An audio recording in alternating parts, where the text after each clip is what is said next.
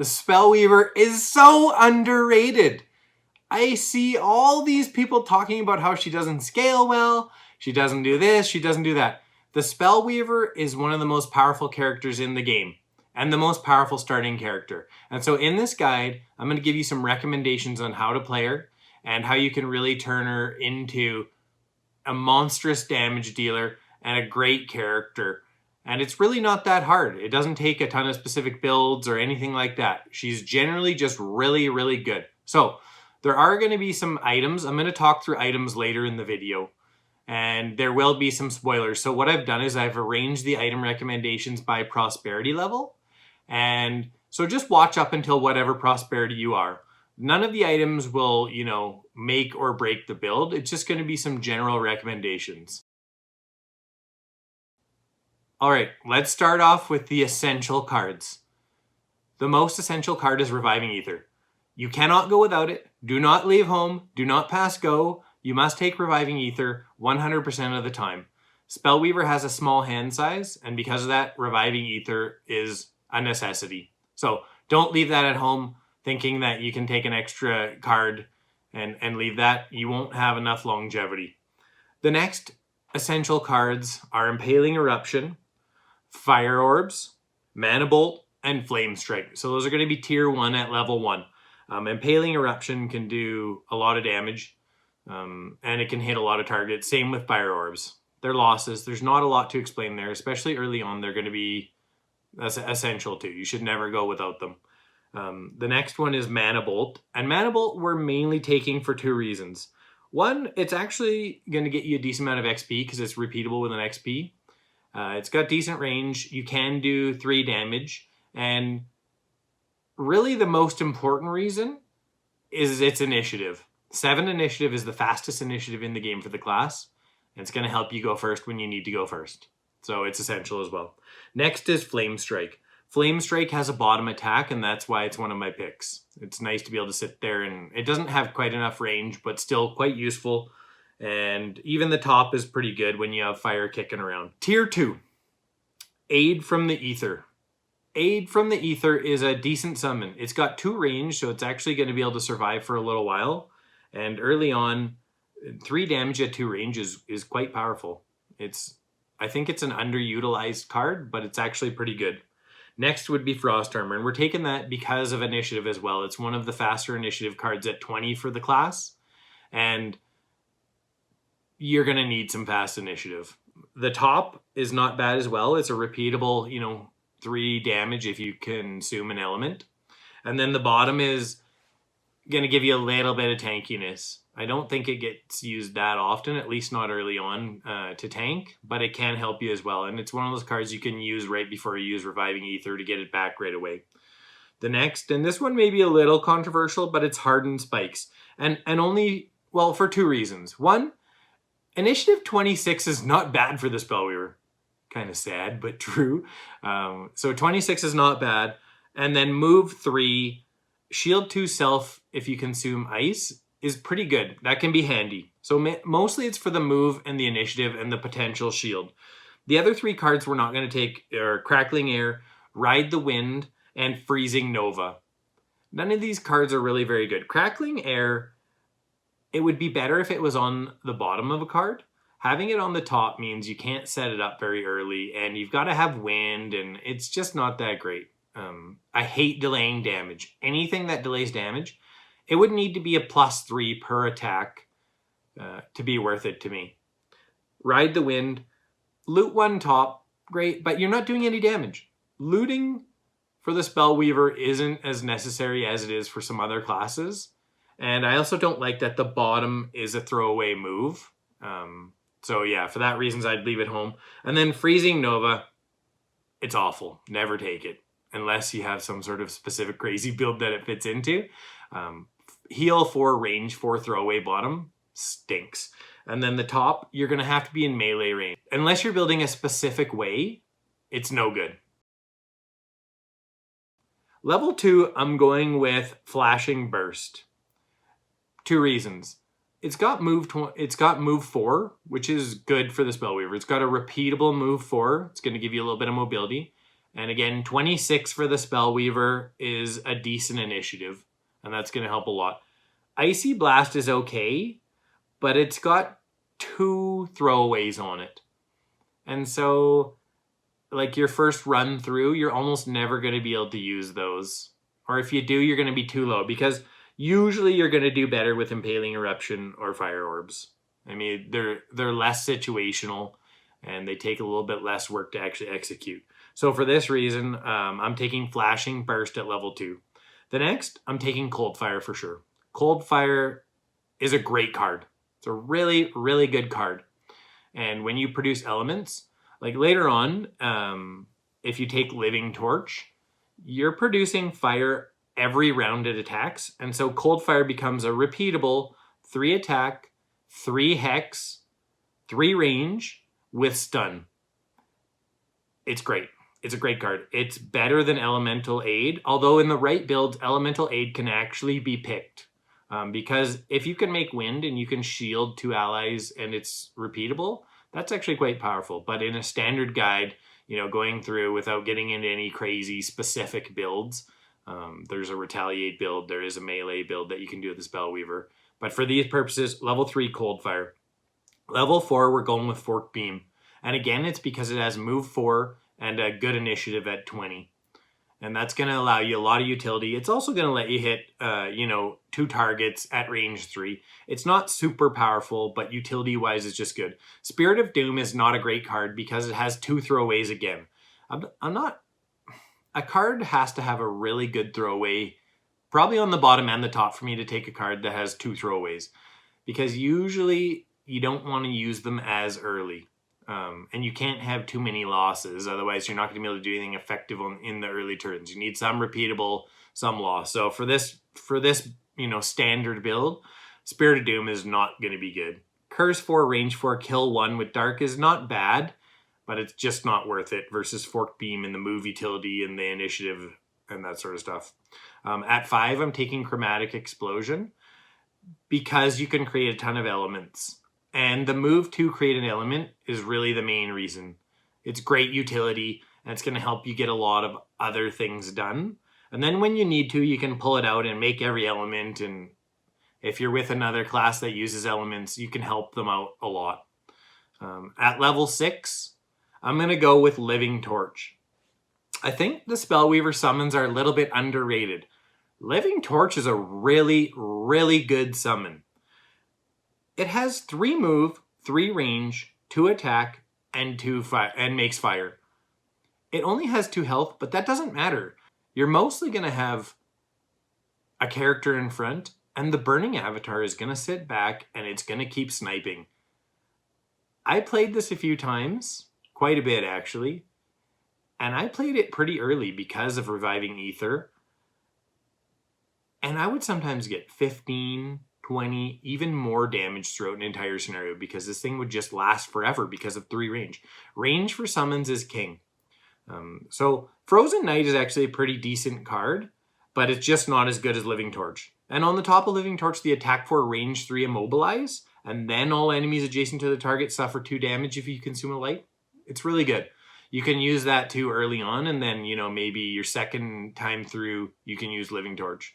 I like to use Living Torch a lot of the time on the first turn, because the longer you have the summon out, the more damage it can do. And like I said, it's got good longevity because of the range. All right, before we get to the good stuff, card level 7 through 9, go ahead and check out another video I've made. I've gone ahead and ranked all of the characters in Gloomhaven, Forgotten Circles, and Jaws of the Lion, all 22 of them. So go ahead and check that out. Go see where your favorite characters lie and what their rankings are within the Gloomhaven world. Also, I would ask that you hit that like button and that you subscribe to my channel and turn notifications on so that when I put out new content, you're notified. Okay, moving on to card level 7 through 9. At level 7, I'm taking Twin Restoration because you can recover up to 2 of your lost cards. This means that you use this card to get back 2 of your lost cards. So some cards you can use 3 times total between that and Reviving Ether. So you go out, you go ham, you summon a Living Torch, you lose another card, then you get it back, then you summon another Living Torch. Then you use Reviving Ether later on. Yeah, using a card 3 times, using a lost card 3 times is really powerful. And then until you want to do that, it's got a pretty good heal on the bottom. 3 heal, 3 range, target 2 is pretty good. Stone Fist is actually really good too, though. Even though I'm not taking it, it's really good in the right build. In a Retaliate melee build, it wrecks. It's really, really powerful. And because you can get it back so many times, you know, hitting for 12 damage and then pushing and immobilizing at the end, that's awesome. That you consume an earth and you can completely nullify melee enemies, melee monsters. Okay, level 8, we're going to go with Cold Front. Cold Front is an attack 5, range 2, but it hits 5 targets in a row after that. And then on the bottom, it's got, you know, suffer no damage the next 3 times and retaliate 3 at range 3. Fantastic. Both are good. Depending on the situation, doesn't matter. You can use either. It's really good. Zephyr Wings is a loot too, but the Spellweaver lots of times is slow, and so, you know, some of the loot's going to get, you know, snapped up by a scoundrel or another class. And looting, I don't love looting. A top loot is better than a bottom loot without a move, but still, you've got to spend, you know, a turn not doing hardly any damage because you don't have a ton of bottom attacks. And then the move 8, jump, add 3 move. It can be handy in some situations, but overall the utility is just not there. Cold Front is better, and that's why I'm going with it. Okay, level 9. Inferno all the way. Inferno is one of the most powerful cards in the game. Roll in, just hit everybody. And if you add, you know, a couple items to it, you're doing a lot of damage. And it's repeatable. It's not even a loss. You hit every single thing in the room, and you just get it back again. Time after time after time. You should be getting it back every room. You do it once in a room, you get it back. If anyone's left, you can do it again. If you've thinned it out, you just wait till the next room you go in, and you just soften everybody up right away. It's not game breaking, but it is game changing. At Prosperity level 1, there's a bunch of good items for the Spellweaver. Generally, when picking items for the Spellweaver, I'm mostly going for more damage for attack actions because the Spellweaver has such good AoE and hits so many targets. So anything that applies to attack action is going to make more of a difference, and that difference is going to be magnified. So because of that, I'm starting off with Eagle Eye Goggles. Every time, first, Eagle Eye Goggles, you're not going to miss, and it's going to increase your damage. Next, you're going to go with Piercing Bow. Piercing Bow helps the Spellweaver with one of her weaknesses, which is shielded enemies, and it's an essential second pick. Next, I normally go with a power potion, a minor power potion, or a minor stam. Kind of up to you depending. I like to go power potion first, and if you can only have one small item at this time, go power potion over stamina potion. Pick up that stamina potion later on.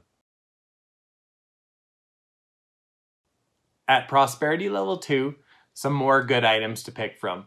I always like to start off with the Cloak of Pockets if I'm at Prosperity level 2, because it's going to allow you to carry some more small items and it's going to give you some more flexibility. Next is Empowering Talisman.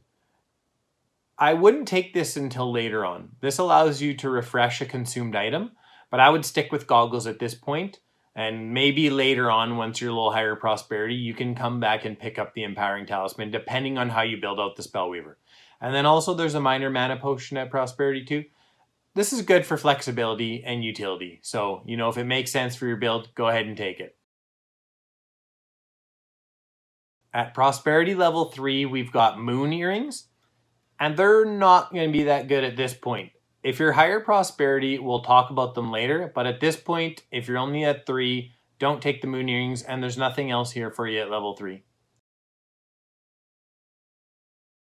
Little limited choices here at Prosperity level 4 as well.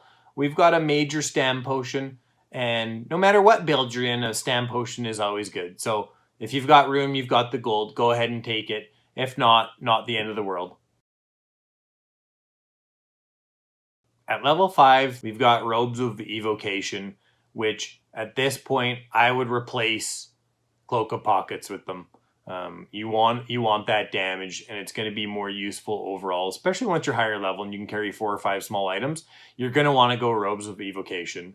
And this is where the Moon Earring can start to become good, because Robes of Evocation are a spend item, so you can use the Moon Earring to get it back. So if it makes sense, you can also take the earring at this point. And then the other item we've got is the Major Power Potion. Major Power Potion is an absolute must-have. You've got to take it no matter what when you're the Spellweaver. It's going to increase your damage output substantially. Level 6 gets good again. First, we've got the Boots of Quickness, and I almost always take these because the Spellweaver doesn't have great initiative. And it helps her, overcome that hurdle of slow initiative. And it helps you go really late too if you need to. So, great item for her. Definitely take them. The next is Pendant of Dark Pacts. If you're going with a consume build, like items that are consumed, this is a great card. If not, you're going to want to go with earrings and refresh things like your Robes of Evocation and your goggles. I usually go the spend route. Next is going to be the Major Mana Potion. The Major Mana Potion gives you tons of utility. Creating 2 elements is very handy. It can help you with Cold Fire. It can help you do a bunch of different things. So I recommend having a Major Mana Potion. And then the last is the Sun Earring. You can either replace the Moon Earring, or you can have this in addition, and you can get back, your goggles twice with both of those items, or you can get back your Robes of Evocation twice. At level 7, we've got the Staff of Eminence. And generally, I replace the Piercing Bow with the Staff of Eminence because it's less situational. And, if you're going with earrings, if you've got a couple sets of earrings, then you can keep bringing it back and using it. And it's actually going to be more damage overall. And also, it doesn't have to be used all in one attack action. So a little bit more flexibility and utility there. Great item. And you might want to take both earrings if you've got the Staff of Eminence, the Robes of Evocation, and the Eagle Eye Goggles, because you're going to be able to get back 3 items multiple times, and it's going to be a lot of damage output from all those. Level 8. Insert GIF of tumbleweed rolling through. Nothing here for you. The only thing you could potentially do is throw a telescopic lens on if you want to get rid of goggles, or you want to get rid of, Pendant of Dark Pacts, but don't do it. There's nothing here for you. Move on to the next level. At level 9, we've got the Star Earring, and it's the 3rd set of earrings. It's going to be great for getting those Robes of Evocation back, the Staff of Eminence, the Eagle Eye Goggles. So, I like to take it. I like a bunch of earrings when I'm using a spend build. It makes it super powerful. And then after that, we've got the Second Chance Ring. You're going to take a second turn. It's going to make you quite a bit more powerful. It's a definite take no matter what. I hope my guide helped you to utilize the Spellweaver to the best of her abilities and, be a really powerful character. Again, if you could, please like and please subscribe. Really helps me a lot. And also, again, if you want to go check out the rankings video where I rank all the Gloomhaven, Jaws of the Lion, and Forgotten Circles characters, please check it out.